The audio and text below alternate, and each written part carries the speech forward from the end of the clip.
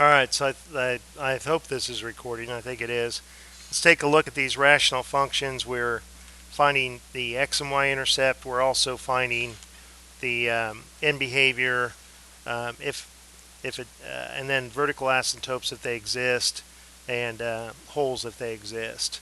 So if we start out, doesn't matter I guess where we start. To find the y-intercept, let's let x equal 0. So we by principal substitution, we replace x with 0. In the numerator, we'll just have -8, and the denominator will have 0. That's undefined, so there is no y-intercept.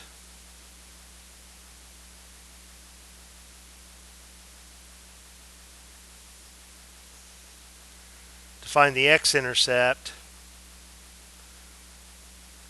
we let y equal 0, the output of the function.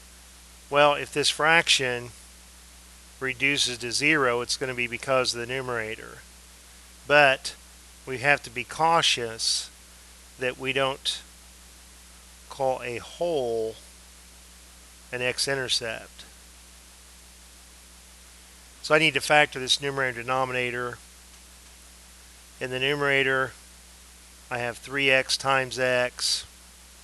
And now factors of 8, either, 8 and 1 or 2 and 4, I need it to be negative. So what if I try positive 4 and negative 2? 3 times 4 gives me 12, and then minus 2 gives me the 10. So that will work.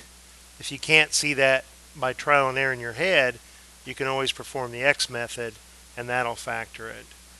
In the denominator here, first let's factor out the greatest common factor of x. Then we have x squared minus 3x minus 4. So if I factor that, x minus 4 and x plus 1, that'll give me x squared plus minus 3x minus 4. So that appears to me to be what the denominator is there. So I do not have any common factors there. So I can focus my attention on the numerator as it is. Well, I'll just shrink the whole thing. So this 3x minus 2, this factor, and x plus 4 gives us x-intercepts. This is a two-step equation, add 2 and divide by 3. This is a one-step equation. If I set it equal to 0, I just subtract 4. So it has two x-intercepts, one at positive 2/3 and one at negative 4. So I hope that helps. Now let's take a look at the end behavior. So for the end behavior, let's compare the degree of the numerator, which is 2, against the degree of the denominator, and the largest exponent on x is 3. It's bottom heavy, so I know it has a horizontal asymptote.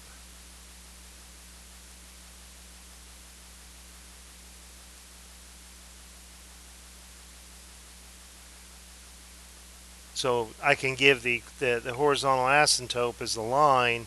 It's the equation. Whenever it's bottom heavy, it's the x-axis, y equals 0. Some people may prefer to say that as x is going to the left, the y values are approaching 0 but never quite getting there. As x is approaching, as you move to the right, as x approaches positive infinity, y is also. So we don't know what's happening close to the origin. We only know the extreme very far away from the origin. That's why they call it the ends, because you're far away from the origin, the end behavior.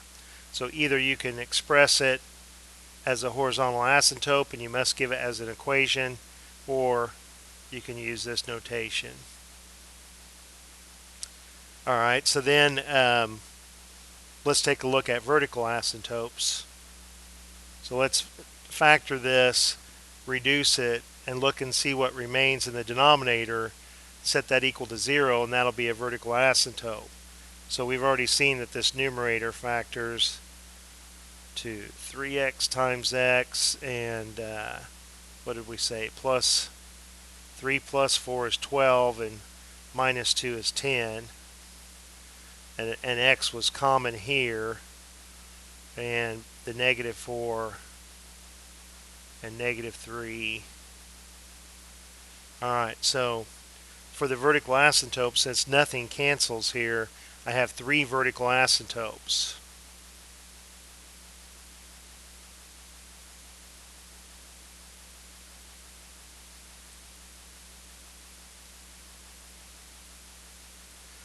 I have the lines